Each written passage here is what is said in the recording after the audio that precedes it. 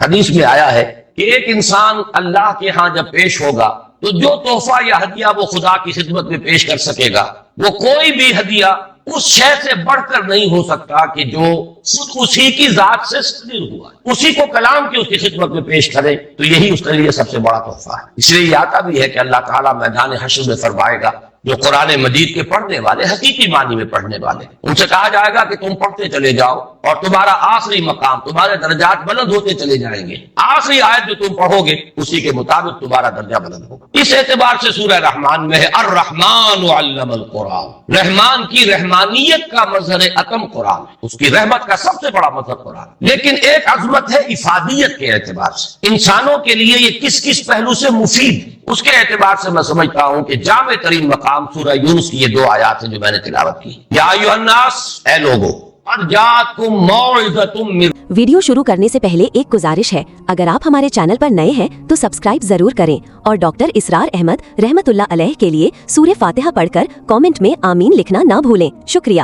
ربکم وشفاء لما فی الصدور وہدی ورحمۃ للمؤمنین۔ پہلی آیت میں 4 الفاظ جمع کیے گئے قرآن کے لیے۔ اے لوگو، تمہارے پاس آ گئی ہے وہ شے جو موعظہ بھی ہے، نصیحت، بات سے بنا ہے نفس، موعظۃ وشفاء لما فی الصدور، اور جو کچھ سینوں میں روگ ہے ان کا مداوع، ان کی شفا، ان کا معالجہ، وہدی، اور ہدایت، رہنمائی، ورحمۃ للمؤمنین، اور رحمت اہل ایمان کے حق میں۔ اس کے بعد فرمایا، میں ان 4 الفاظ کی شرح بعد میں کروں گا، لیکن دوسری آیت کا مفہوم بھی سامنے آ جائے تو اس پہلی آیت کی عظمت جو ہے وہ نکھر کر سامنے آئے گی۔ قل بفضل اللہ وبرحمتہ، اے نبی سے کہہ دیجئے یہ اللہ تعالیٰ کے فضل اور اس کی رحمت کا مظہر ہے کہ اس نے یہ کلام نازل فرمایا۔ فبذالک فلیفرحوا، تو چاہیے کہ اس پر خوشیاں منائیں، جشن منائیں کہ اللہ کا یہ فضل اور اللہ کی یہ رحمت ہمارے شامل حال ہوئی، ہمیں عطا ہوئی۔ هو خیر مما یجمعون، یہ ان تمام چیزوں سے زیادہ قیمتی اور بہتر ہے جو یہ جمع کرتے ہیں، دولت، مال و اسباب، آسائشوں کا ساز و سامان، راحت کی مختلف چیزیں جو بھی انسان جمع کرتا ہے۔ وہ خیر مما یجمعون، ان تمام چیزوں سے جنہیں یہ جمع کرتے ہیں، جن کی قدر و قیمت کا ان کے قلب پر کوئی نقش ہے، ان سب سے کہیں بہتر، کہیں قیمتی، کہیں وقی، کہیں زیادہ قابل قدر شے یہ۔ خوشی منانی ہو تو اس پر مناؤ، جشن منانا ہو تو اس کا مناؤ۔ اب آئیے پلٹ کر ان 4 الفاظ کے اندر ایک بڑا گہرا معنوی ربط ہے۔ عام طور پر آپ دیکھتے ہیں قرآن مجید اپنے لیے ایک ہی لفظ استعمال کرتا ہے، ہدن، الف لام میم ذالک الکتاب لا ریب فیہ ہدن للمتقین، اصل شے ہدایت، رہنمائی۔ ابھی رمضان مبارک کی آمد ہے، اس کا جو ذکر ہے سورہ بقرہ ہی میں، شہر رمضان الذی انزل فیہ القرآن ہدی للناس وبینات من الہدی والفرقان۔ لفظ ہدایت کو 2 مرتبہ ایک ہی آیت میں دہرایا، لوگوں کے لیے ہدایت و رہنمائی، اور ہدایت نہیں بالکل روشن مبرہن، بینات، ایک پیچ نہیں، کوئی معمے حل نہیں کرائے گئے، کوئی منطق کی پیچیدگیوں میں نہیں الجھایا گیا۔ تو اصل تو ہے ہدایت اور رہنمائی، لیکن یہ مقام اس اعتبار سے بڑا منفرد ہے کہ اس سے پہلے 2 الفاظ لائے، اس کی حکمت کی طرف متوجہ کر رہا ہوں۔ جیسے کیونکہ میں بھی کبھی طبیب تھا، ڈاکٹر تھا، اس حوالے سے یہاں کئی میرے اعتبار سے ہم پیشہ حضرات یہاں موجود ہیں، انہیں معلوم ہے کہ اعلیٰ سے اعلیٰ دوا ہو، جذب ہو جسم میں، تبھی تو مفید ہوگی۔ بڑی سے بڑی بات، اعلیٰ سے اعلیٰ کلام، عمدہ سے عمدہ ہدایت، بہترین سے بہترین حکمت، اگر دل سخت ہو گیا تو مرد ناداں پر کلام نرم و نازک بے اثر۔ پھول کی پتی سے کٹ سکتا ہے ہیرے کا جگر، مرد ناداں پر کلام نرم و نازک بے اثر۔ یہ دل کی سختی جسے قرآن کہیں کہتا ہے رین کلا بل ران علی قلوبہم، ان کے دلوں پر زنگ لگ چکا۔ حدیث میں بھی آیا ہے ان هذه القلوب لتصدع، ان دلوں کے اوپر زنگ آ جاتا ہے، کما یصدع الحدید اذا اصابه الماء، جیسے کہ لوہا جو ہے زنگ آلود ہو جاتا ہے جب پانی اس پر پڑے۔ کہیں کہا گیا کہ دل پر سختی آ جاتی ہے، اور انسانی دل پر جب سختی آ جائے، قرآن مجید میں سورہ بقرہ ہی میں وہ تمثیل ہے رونگٹے کھڑی کر دینے والی، کہ جب انسان کے دل میں سختی پیدا ہو جائے تو کوئی شے دنیا کی اتنی سخت نہیں ہوتی جتنا کہ انسان کا دل سخت ہو جائے۔ ثم قست قلوبکم فہی کالحجارۃ او اشد قسوۃ فإن من الحجارۃ لما یشقق فیخرج منہ الماء وإن منها لما یهبط من خشیۃ اللہ۔ مجھے صحیح الفاظ اس وقت یاد نہیں ہے، لیکن یہ کہ تمثیل یہ ہے، بنی اسرائیل سے خطاب کر کے کہا جا رہا ہے، مذہبی لوگ، کہ تمہارے دل اس کے بعد سخت ہو گئے، اور ایسے سخت کہ پتھروں سے بھی زیادہ سخت۔ پتھروں میں تو وہ بھی ہے جو شک ہو جاتے ہیں، پانی نکل آتا ہے، چشمہ پھوٹ بہتا ہے، ان میں وہ بھی ہے جو اللہ کی خشیت سے گر پڑتے ہیں۔ لیکن انسان کے دل پر اگر یہ سختی آ جائے تو اب پہلی ضرورت ہے دل کو نرم کرنا، اور اس دل کو نرم کرنے کے لیے ضرورت ہے واعظ کی. وہ واعظ کے جو آج ہمارے ہاں بڑی ہی تحقیر والی بات بن گئی ہے. واعظ ہو رہا ہے، یعنی واعظ کوئی عمدہ شے نہیں ہوتی، واعظ کوئی اعلیٰ شے نہیں ہے. کوئی عقلی باتیں ہو، کوئی ریشنل اپروچ ہو، کوئی منطقی بات ہو.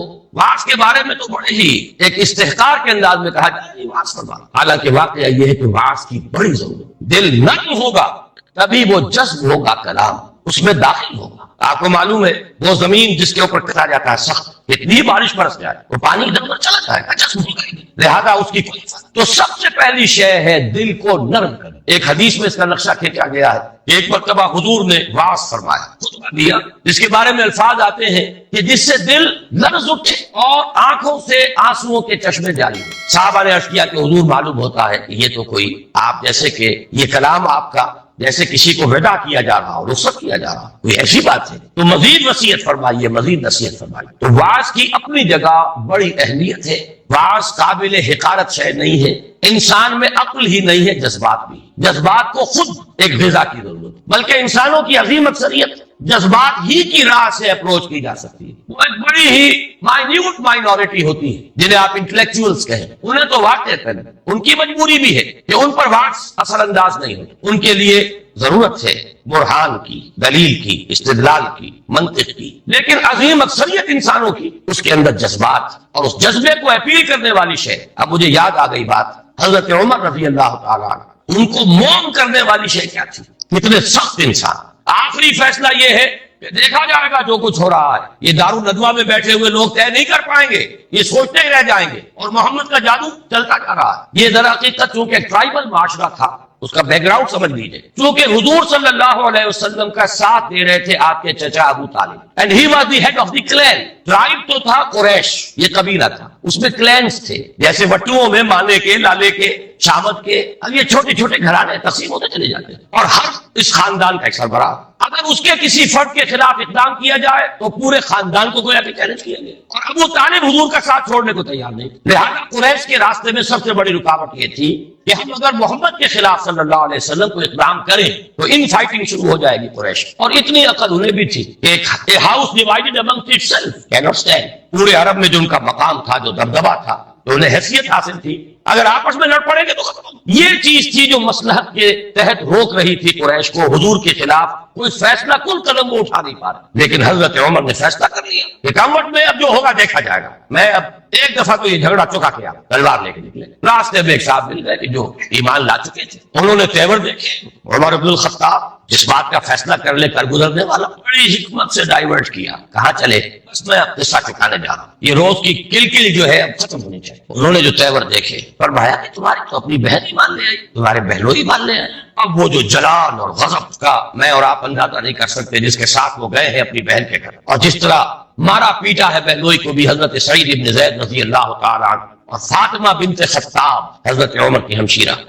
جملہ نکلا ہے بہن کی زبان سے، لہو لہان ہو گئی ہے بہن اور بہنوئی بھی. عمر چاہے تم ہمیں ہلاک کر دو لیکن اب اس دین کو ہم چھوڑنے والے نہیں. ایک جملہ ہے، موم کی طرح پگھل کر رہ گیا عمر.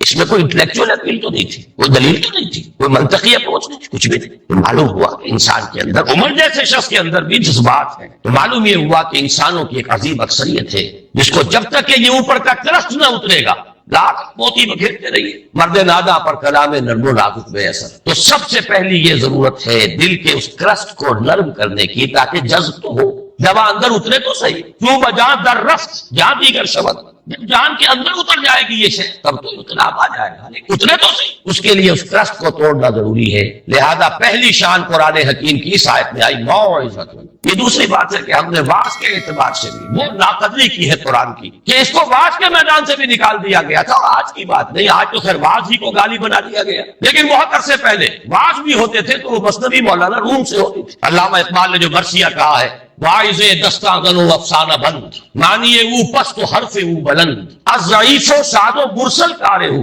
از خطیب و دہلوی گفتارے ہو. واعظ ہوتے تھے بڑی ہی کمزور حدیثوں کے بل پر، بڑی ہی بے سرو پا روایات اور حکایات کے بل پر، یا اشعار کے بل پر، قرآن کے بل پر. حالانکہ سب سے بڑا موعظہ، واعظ، نصیحت. تو پہلا لفظ یہ ہے. اب آگے چلیے، شفاء لما فی الصدور.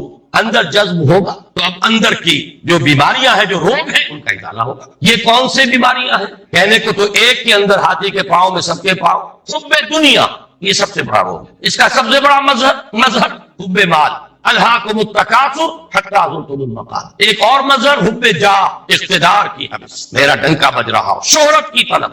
یہ ہے وہ تمام روگ۔ ان روگوں کا علاج قرآن ہے، شفاء لما فی الصدور۔ اچھی طرح سمجھ لیجئے، یہ روگ نہ نکلیں گے تو قرآن کو بھی انسان کاروبار بنائے گا۔ علم را برتن زنی مارا بود، وہی علم ہے کہ جو انسان کو سانپ کی طرح ڈسے، یار بود نہیں ہوگا جب تک کہ اندر سے یہ روگ نہ نکلے ہوئے۔ اس کو بھی حصول دولت کا ذریعہ بنائے گا، اس کو بھی شہرت کے حصول کا ذریعہ بنائے گا، اسے بھی اقتدار ایسا نہیں، قرب اقتدار کا ذریعہ بنائے۔ قریب تو پہنچے، بنا ہے شاہ کا مصاحب، پھرے ہے اترا کا، کہیں تو موقع ملے۔ علم اور اعلیٰ ترین علم، فتویٰ فروشی بھی ہوگی، دین فروشی ہوگی، جب تک کہ یہ اندر کے روگ نہ نکلے۔ لہذا دوسرا مرحلہ، اس اصل کام سے پہلے ہدن، ہدایت تو تب ہوگی جبکہ پہلے یہ جذب ہو کر اندر کے گند نکالے، ان کا ازالہ کرے۔ حب دنیا کی جڑ کاٹے، حب مال کی جڑ کاٹے، حب جاہ کی جڑ کاٹے، شہرت کی طلب کی جڑ کاٹے۔ اگر یہ جڑیں رہ گئیں تو یہ علم، جیسا کہ میں نے عرض کیا، مفید نہیں، الٹا مضر ہے۔ یہ اسی دنیا کے کمانے کا ذریعہ بنا۔ اس کے بعد اگر یہ ازالہ ہو گیا، یہ تنقیہ ہو گیا،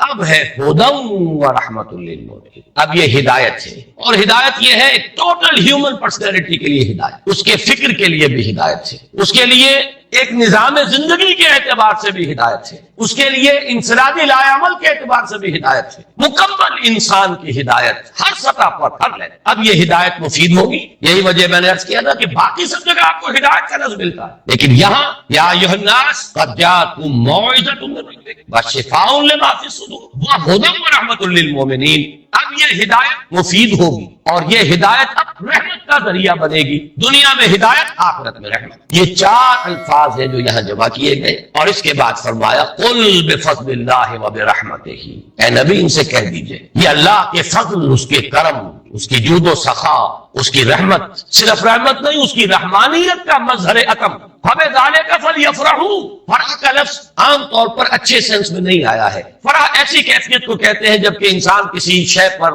خوشی سے پھولا نہ سما رہا۔ یہ فے سے شروع ہونے والے اکثر الفاظ جو ہیں وہ پھٹنے اور پھاڑنے کے مفہوم میں آتے ہیں۔ فرق، فلق، یہ تمام الفاظ جو ہیں، فرح آدمی خوشی سے جامے سے باہر ہو رہا، پھولے نہیں سما رہا، اس لیے یہ اچھے سینس میں نہیں آتا۔ لیکن یہاں فرمایا اگر خوشیاں منانی ہی ہے، اترانا ہی ہے، بنا ہے شاہ کا مصاحب، پھرے ہے اترا کا، اترانا ہے تو اس پر اتراؤ، جشن منانا ہو تو اس کا مناؤ، خوشیاں منانی ہو تو اس پر مناؤ۔ قل بفضل اللہ وبرحمتہ فبذلک فلیفرحوا هو خیر مما یجمعون۔ ایک بات رہ گئی ہے بیچ میں، اشارہ کر دوں۔ میں نے جیسا کہ عرض کیا تھا، موعظہ کے اعتبار سے بھی ہم نے قرآن کو، کیا کہوں، لفظ تو بہت سخت آ رہا تھا لیکن قرآن مجید کے خیال سے رک گیا، کم سے کم یہ کہ متروک تو کر ہی دیا۔ اس سے آگے تزکیہ نفس، اس میں تو سرے سے اس کا کوئی دخل ہی نہیں۔ اس کے لیے تو کچھ اور اذکار ہوں گے، کچھ اور مراقبے ہوں گے، کچھ اور میڈیٹیشن ہوں گی، کچھ اور ریاضتیں ہوں گی، کچھ اور تپسیائیں ہوں گی، کچھ اور آسن لیے جائیں گے ادھر سے ادھر سے، کہیں جوگیوں سے اور کہیں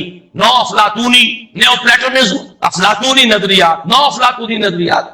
یہ ہے کہ جو ہمارے ہاں تزکیہ نفس کے لیے بارو کی گئی ہے، حالانکہ شفاء لما فی الصدور قرآن کہہ رہا ہے، قرآن اندر کے سارے گند دھونے والا، اندر کے سارے روگ ان کا ازالہ کرنے والا قرآن۔ وَنُنَزِّلُ مِنَ الْقُرْآنِ مَا هُوَ شِفَاءٌ وَرَحْمَةٌ لِّلْمُؤْمِنِينَ وَلَا يَزِيدُ الظَّالِمِينَ إِلَّا خَسَارًا۔ ہم اتار رہے ہیں اس قرآن میں سے وہ شے جو شفا ہے اور رحمت ہے اہل ایمان کے حق میں، لیکن ظالموں کے لیے خسارے ہی کا اضافہ کرتا۔ وہ ظالم کون ہے؟ جن کے اندر وہ روگ ہے باقی۔ تو اس کے لیے بھی علامہ اقبال نے کہا، صوفیوں کا حال، صوفیے پشمینہ پوشو حال مست، از شراب نغمہ قوال مست، آتشت شیر عراقی در دلش، در نمی سازد و قرآن محفل۔ پشمینہ پوش بھی ہے، حال مست بھی ہے، قوال سے وجد آ رہا ہے، قوالی سے حال، از شراب نغمہ قوال مست، آتشت شیر عراقی در دلش۔ عراقی کا شعر ہو، حافظ کا شعر ہو، اندر محسوس ہوتی ہے۔ در نمی سازد و قرآن محفلش، اس کی محفل میں قرآن بار نہیں پا سکتا، قرآن سے سروکار نہیں۔ دونوں اعتبارات سے ہم نے قرآن کو ثابت کیا، خارج البلد کیا، اس سے زیادہ سخت لفظ زبان پہ لا نہیں سکتا۔ بہرحال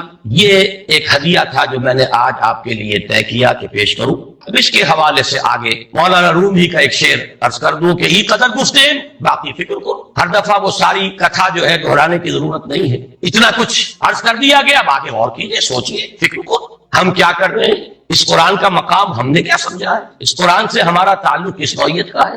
بآیاتش ترا کار جزئی نیست، یا یاسین وہ آسان۔ اگر آپ ہمارے چینل پر نئے ہیں تو سبسکرائب ضرور کریں اور ڈاکٹر اسرار احمد رحمت اللہ علیہ کے لیے سورہ فاتحہ پڑھ کر کامنٹ میں آمین لکھنا نہ بھولیں۔ شکریہ۔ اس قرآن کی آیات سے تمہارا یہی سروکار رہ گیا کہ عالم نظام میں سورہ یاسین سنا جان آسانی سے نکل جائے، مشکل جو ہے مرحلہ آسان ہے، یہ صرف ایصال ثواب یا حصول ثواب کا ایک آلہ بن گیا۔ کیا کر رہے ہیں اس قرآن کے ساتھ، اس کی قدر و قیمت کا کیا اندازہ ہم نے کیا۔ بہرحال جو بھی ربع صدی لگائی ہے آپ کے شہر لاہور میں، سن 65 میں منتقل ہوا تھا، 90 آ گیا ہے، اب تو ربع صدی میں تو کوئی کمی نہیں ہے۔ اور پہلی جو 2 تقریریں کی تھی مسلمانوں پر قرآن مجید کے حقوق، سوچو صدر ایوب کا دور تھا، جشن منایا گیا تھا 1400 سالہ جشن نزول قرآن، اور وہ بھی اصل میں ایک بڑی یوں سمجھیے کہ ہوشیاری کا کام تھا۔ بہت قسم کے جشن منتے تھے، جشن مہران، جشن فلاح، رقص و موسیقی، تو انہوں نے سوچا کہ مولویوں کو بھی رشوت کے طور پر ایک جشن دے دیں، الاٹ 1400 سال ہو گئے، لہذا قرآن کو سونے کے تار سے لکھو، ایک تو یہ کہا، اور دوسرے یہ کہ قرات کی محفل منعقد کرو، یہ جشن تھا۔ اس کے حوالے سے میں نے بات کی کہ ہوش میں آؤ، قرآن اس لیے نازل نہیں، جب یہ موعظہ تھا، جب یہ شفاء لما فی الصدور تھا، جب یہ ہدی للناس تھا، جبکہ یہ موجب رحمت تھا، پورا قرآن بھی لوگوں کے پاس نہیں، کہیں پرزوں پہ لکھی ہوئی صورتیں، کہیں اونٹ کے شانے کی ہڈی پر اسکیپولا پر لکھی ہوئی کوئی صورت، شاذ کسی کو کاغذ دستیاب ہوتا، کہیں مابین دفتین تو قرآن تھا ہی نہیں، وہ تو حضرت ابوبکر نے کیا ہے، حضور کے زمانے میں تو نہیں تھا، سینوں میں جمع ہو گیا تھا۔ سونے کے تار سے کیا سوال، تانبے کے تار سے لکھا ہوا بھی نہیں تھا، کاغذ پر چھپا ہوا تھا ہی نہیں، لیکن قرآن تھا، سینوں میں تھا۔ بل هو آیات بینات فی صدور الذین اوتوا العلم، سینوں میں تھا۔ اس قرآن نے انقلاب برپا کیا۔ آج ہم 1,000 روپے کا نسخہ جو ہے خرید کر بچیوں کو جہیز میں دیتے ہیں، لیکن یہ کہ وہ قرآن حقیقت میں نہیں ہے۔ لا یبقى من الاسلام الا اسمہ ولا یبقى من القرآن الا رسمہ، رسم الخط ہے، تو دوڑ پیچھے کی طرف ہے گردش ایام، تو ضرورت ہے لوٹنے کی قرآن کی طرف۔ اس لوٹنے کے لیے اپنی جگہ پر خود بھی آدمی طے کرے، جو کمی ہے، اگر قرآن مجید آپ نے نازلہ بھی نہیں پڑھا تو شرمائیے نہیں، اس کمی کی تلافی اب کیجیے۔ اور میں کہا کرتا ہوں کہ حضور کی بسم اللہ ہوئی تھی 40 برس کی عمر میں، جب قرآن کی پہلی آیت نازل ہوئی ہے اور حکم ہوا اقرا، آپ نے یہ کہا کہ ماں انا بقاری، میں تو پڑھنے والا نہیں ہوں، پڑھا ہوا نہیں۔ 40 برس کی عمر تھی تب قرآن پڑھنا شروع۔ اٹس نیور ٹو لیٹ، قرآن پڑھیے، قرآن سمجھیے، قرآن پر عمل کیجیے۔ اگر اللہ نے آپ کو فہم کی ایک بلند تر سطح پر، ہائر لیول آف کانشیسنس پر فائز کیا ہے، اسی لیول کے قرآن کو پڑھیے۔ یہ ایک قرآن نہیں ہے، اس میں ہزاروں قرآن، ہر شعور کی سطح کا ایک قرآن اس میں علیحدہ موجود، اور ہر دور کی علمی سطح پر، اس کے افق پر ایک خورشید تازہ کے مانند یہ قرآن طلوع ہوگا۔ لیکن ضرورت ہے اس میں لگنے کی، کھپنے کی، اس میں ڈوبنے کی، اس میں غوطہ زنی کی۔ قرآن میں ہو غوطہ زن ہے مرد مسلمان۔ اس سے ذرا آگے بڑھیے۔ اللہ نے دولت دی ہے، لگائیے اس کام میں، اور اللہ نے اولاد دی ہے جو سب سے بڑا ایسٹ ہے انسان، جو اصل صدقہ جاریہ ہے، تو لگائیے اس کام میں۔ ابھی میرے ایک بڑے عزیز دوست، بڑی قدر ہے میری نگاہ میں ان کی، ایئر فورس میں بڑے اونچے مقام پر ہے، وہ فرما رہے تھے کہ میں نے اپنے بعض عزیزوں سے یہ کہا کہ قرآن کالج میں بچوں کو داخل کرائیں، لیکن معلوم ہوا کہ آپ کے ہاں تو وہ اردو میڈیم ہے۔ اب اونچی سوسائٹی وہ تو اردو میڈیم میں اپنے بچے کو نہیں بھیجے گی، آپ کوشش کریں، کہ ٹھیک ہے سوچیں گے۔ بات سمجھ لیجئے کہ قرآن کالج آپ کے معاشرے کی ان ضرورتوں کو پورا کرنے کے لیے نہیں، قرآن کالج ان دیوانوں کے لیے ہے جو طے کر لیں کہ ہمارا مطلوب و مقصود دنیا نہیں آخرت، اور اولاد کو لگانا اس لیے کہ وہ قرآن کی ٹارچ ہاتھ میں لے کر دنیا کے لیے رہنمائی کا سمجھانا۔ دنیا کے لیے زینت چاہیے، اولاد کے لیے کوئی کمی نہیں ہے، چیز کالج بھی ہے، اور 5-5 10-10 ہزار روپے مہینے کسے دے کر بھی آپ اپنے بچوں کو پڑھوا سکتے ہیں۔ لیکن ہمیں تو ایسے دیوانے چاہیے جو طے کر لے کہ کرنا یہ ہے، اس کا ہے اصل کام، کبھی اس کی ہے۔ ہم نے کالج ہمارے پاس کہاں ہے وسائل و ذرائع؟ کئی مرتبہ خیال آیا، میرے اپنے آپ کہتے رہے کوئی اعلیٰ درسگاہ جس میں کہ اونچے لوگ بھی آئے، میں کہتا ہوں صحیح ہے آپ کی ضرورت، آپ کا خیال درست ہے، ہمیں کیٹر کرنا چاہیے اس لیول کی بھی ضرورت کو، ورنہ وہ جاتے ہیں دلائل ہے، کیتھیڈرل میں جائیں گے، فلاں جگہ جائیں گے، وہاں جائیں گے، تو آپ کیوں نہیں اس طرح کا بتا سکتے؟ میں نے کہا کوئی کرے، مجھے اعتراض نہیں مل کے میری آشیرواد حاصل ہوگی، میرا تعاون ہوگا، لیکن میں اپنے اوپر یہ تہمت نہیں لے سکتا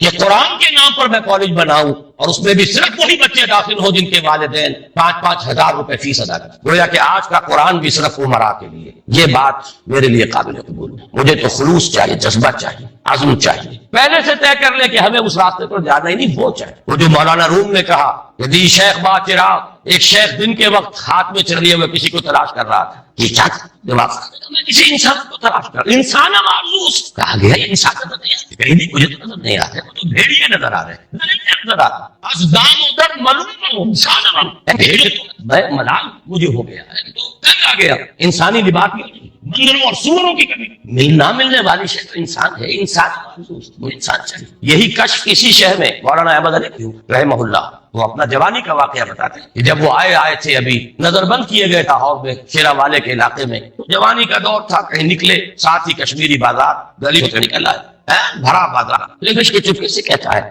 انسان سے بتائیں، ان کو نو کا دور استہزائیہ انداز میں کہا، آپ کو انسان نظر نہیں آتے بھرے بازار میں؟ مجھے تو نظر نہیں آتا۔ مولانا احمد علی فرمایا کرتے تھے کہ اب میں نے خود دیکھا تو مجھے محسوس ہوا کہ وہاں بندر بیٹھا، بانجو بیٹھا، وہاں کوئی بھیڑیا ہے، جو حقیقت تھی اندرونی وہ منکشف ہوئی، یہ لیکن تھوڑی دیر کی بات تھی، اس کے بعد اچانک پھر وہی کچھ تھا، اور وہ بزرگ بھائی تھے، وہ تو آنکھ کھولنے کے لیے آئے تھے۔ تو ہمارے تو اصل میں طلب ہے اردو کی، یہ نہیں کریں گے تو ایک بات مجھ سے سن لیجئے، آپ کے یہ بنگلے اور آپ کے یہ کارخانے بھی نہیں رہیں گے، اس ملک کے لیے کوئی جڑ بنیاد نہیں ہے سوائے دین کے۔ وہ حشر جو ڈھاکہ میں ہوا ہے، اور میں سالوں پہلے سے کہہ رہا ہوں کراچی میں، یہ جب یہاں سزا آئے گی تو سب سے بڑھ کر ہے کراچی والوں تم پر گئی، اس لیے کہ تم میں وہ لوگ ہیں، یو پی کے ان شریف گھرانوں کے لوگ جن کے ہاں پردہ اس نوعیت کا ہوتا تھا جو حفیظ نے کبھی کہا تھا کہ چشمے فلک میں آج تک دیکھی نہ تھی ان کی جھلک، جن کے اپنے پورے پورے برقعے، پھر ٹانگے، پھر سواری کے لیے ایک چادر ادھر ایک چادر ادھر، پھر ٹانگے میں پیچھے بیٹھ گئے تو پھر چادر بندھی ہوئی ہے، اور جب یہاں آئے ہیں تو جس کے پاس دو پیسے ہو گئے پہلا کام یہ کیا کہ برقع اتارتے تھے۔ یہ ترقی کی گویا کہ پہلی سیڑھی تھی، آزادی گویا کہ اسی کے لیے حاصل کی گئی۔ کیا حال ہے اس کا؟ جو کچھ وہاں ہوا، جو کچھ ڈھاکے میں ہوا، جو وہاں دھان منڈی میں ہوا، وہ کراچی میں، ناظم آباد میں، کیا ہو نہیں رہا؟ کیا یہاں نہیں ہو سکتا؟ اس ملک کے لیے اگر اس کی خیر درکار ہے، آج صبح 2 گھنٹے کی تقریر کر چکا ہوں، کتاب لکھ چکا ہوں استحکام پاکستان، لیکن یہ کہ کون پڑھے گا؟ اس کی کیا یوٹیلیٹی ہے؟ سارا ویو یوٹیلیٹیرین ہے، افادیت کیا ہے؟ کوئی پروفیشنل افادیت ہے؟ کوئی مالی افادیت کا پہلو کچھ بھی نہیں، کوئی تفریح تباہ ہے وہ بھی نہیں، لیکن یہ کہ بہرحال غور کیجئے، سوچئے، جو تعاون جس نے جب جتنا کیا اتنا ہی مشکور ہوں، ممنون ہوں۔ میں نے الحمدللہ اپنے آپ کو لگا دیا، اور آج دن میں بھی کہا تھا، نہ صرف اپنے آپ کو لگا دیا، اپنی اولاد کو کھپا دیا، اللہ قبول فرمائے۔ لیکن آپ سے مطالبہ یہ ہے، اس کے لیے اگر زکوٰۃ نہیں نکالیں گے اپنی اولادوں میں سے، شاید کہ ابھی اللہ تعالیٰ اگر اس طرح کوئی پیش قدمی ہو جائے تو شاید کہ اللہ تعالیٰ ہماری توبہ قبول فرما لے، ورنہ حالات یہاں بیٹھیں گے 4 آدمی، معاشرے کا مرثیہ جتنا چاہے مرثیہ پڑھوا لیں، ساری مرثیہ پڑھ کر وہ کچھ ہے، اگلی صبح طلوع ہوگی وہی 3 ہو، وہی مشاغل ہوں گے، سرے وہ کوئی فرق نہیں۔ ہم اس طبقے میں سے ہیں، میں نے کبھی آج یاد آ رہا تھا مجھے 20 سال پہلے اسی ہوٹل میں، پورے 20 سال، 1970 کا نومبر تھا، میڈیکل ایسوسی ایشن کے تحت میں نے اس ہوٹل میں تقریر کی، 4 دائرے بتائے تھے معاشرے کے۔ آج میں جمعے کی تقریر میں پھر اسے دہرا کر آیا، اس لیے مجھے یاد آیا کہ آج شام پھر مجھے اسی ہوٹل میں پہنچنا ہے۔ 4 کنسنٹرک سرکلز، چھوٹا سا دائرہ جس میں 2% آدمی، بڑا دائرہ جس مزید 3%، 5% آدمی، اور ذرا دائرہ اس میں کچھ 8% آدمی ہمارے معاشرے کے، اور وہ آگے بڑا دائرہ جس 85% آدمی۔ اس 85% کا تو حال یہ ہے کہ دین سے کوئی تعلق سرے سے نہیں ہے، جس کو عملی تعلق ہے، اس لیے کہ اس کا فٹرول اللہ اور اس کا رسول جو دیں گے اسی سے ناپا جائے گا، اس کا یارڈ سے ہوگا۔ کتنی فیصد آبادی آپ کی 5 وقتہ نماز کی پابند؟ الفرق بین الاسلام والکفر الصلاۃ۔ اگر آپ ہمارے چینل پر نئے ہیں تو سبسکرائب ضرور کریں، اور ڈاکٹر اسرار احمد رحمت اللہ علیہ کے لیے سورہ فاتحہ پڑھ کر کامنٹ میں آمین لکھنا نہ بھولیں۔ شکریہ۔ جائزہ لے لیجیے۔ دوسرے دائرے میں یہ شاید ایک اعتبار سے بدترین دائرہ، یہ ان لوگوں پر مشتمل ہے جن کا تصور مذہب لمیٹڈ بھی ہے، پرورٹڈ بھی، محدود مس شدہ۔ ان کا تصور مذہب صرف نماز روزہ، اب اضافہ ہو گیا عمرے اور حج پے بپے، لیکن ہر کام کاروبار، سود پھرویا ہوا کاروبار، جھوٹ، دھوکہ، سچا، جوا، بلیک مارکیٹنگ، سمگلنگ، ہمارے ہاں کا بالعموم کاروباری طبقہ جو مذہبی مزاج کا ہے، ماشاء اللہ بہت کم ہے۔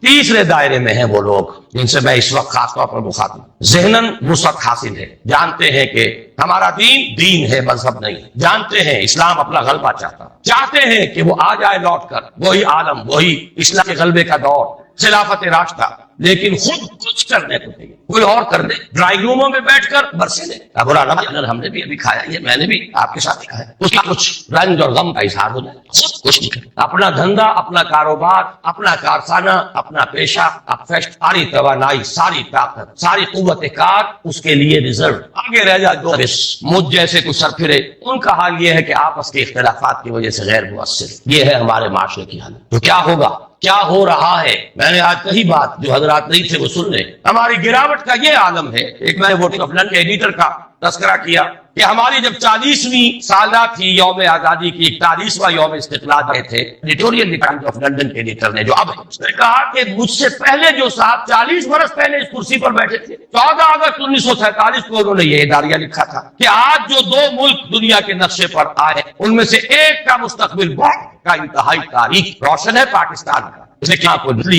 امتیازات نہیں ہیں، کوئی عقائد تعصبات نہیں ہیں، مذہب کی ایک یونیفائنگ فورس موجود ہے، میں نے پڑھا زیادہ مستقبل بڑا روشن ہے، جبکہ انڈیا 100 طرح کے اختلافات، مناقشات، صبات، کوئی شے بھی انہیں جوڑنے والی ہے۔ اب موجودہ ایڈیٹر لکھتا ہے کہ میں جب دیکھتا ہوں تو صورت بالکل برعکس، دو مستقبل آگے بھی حال ڈاواڈو، جسے وہ کہہ رہے کہ بہت ادھک مشکل، تم سپر پڑے۔ ہمارا قرآن کی قرآن کا سیکرٹری، میں بھولا ہوں نام، جو ہیڈ آف دی ڈپارٹمنٹ تھے یا فلسفے میں، جو بعد میں مرحوم ہیں مظفر خواجہ غلام صادق صاحب، وجود مصدقہ پر ایک مقالہ انہوں نے پڑھا کہ اگر کوئی شخص اندازہ کرنا ہے کہ میرا پرسنالٹی میری ہے یا نہیں، تو پہلے اسے اپنی آنکھ سے خود اپنے آپ کو دیکھنا ہوگا، پھر لوگوں کی آنکھ سے اپنے آپ کو کیا دیکھ رہے ہیں، پھر اللہ کی آنکھ سے اپنے آپ کو دیکھ، اللہ کی نگاہ میں کیا، تین تب وہ ایک اوتھینٹک پرسن ہوگا۔ یہ دنیا جو آپ کو کہہ رہی ہے، Pakistan is still in search of an identity. Pakistan is at the verge of balkanization۔ دوسری گواہی میں نے پیش کی، یہ صرف ہے کہ آج ہمارا متحد الخیال ہوئی ہے صرف اس بات پر، دیکھنا کشمیر کے بارے میں کوئی غلط حرکت کرنے کا۔